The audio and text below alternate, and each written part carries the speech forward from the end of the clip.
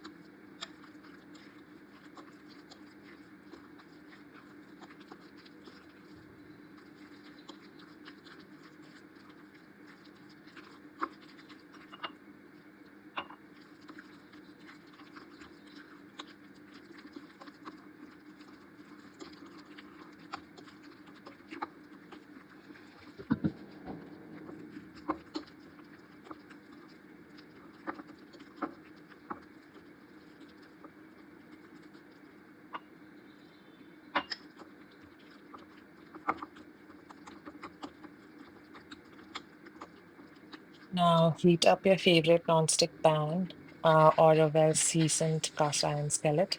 Over medium heat, add some butter and tiny bit of oil. The butter gives it beautiful flavor and oil helps it prevent burning. Once that melts and shimmers, pour the uh, batter onto the pan. You can make them as big or as small as you like. Gently spread it out into nice round shape. Let it cook on one side until you see edge crisp, up and top starting to look dry, usually above 2 to 3 minutes. Don't rush it. Now for Now we'll do the same for the other side as well. I've used the cover so that it cooks well, as this pancake is a little bit thicker and there are a lot of veggies in there, so I let it cook for some time.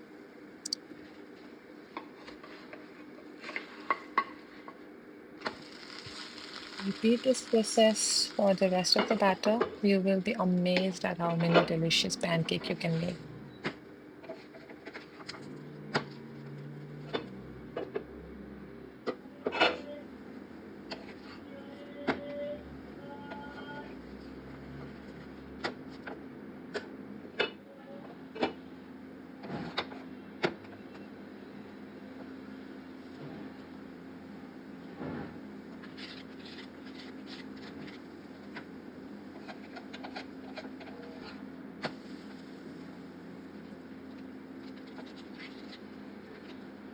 Serve them hot straight from the pan. The crunch from the onions, the subtle heat from chilies, and the comforting texture from the atta. They're absolutely perfect. I hope you enjoyed this super easy recipe. It's truly lifesaver. Until next time, happy cooking and stay cozy. Bye for now.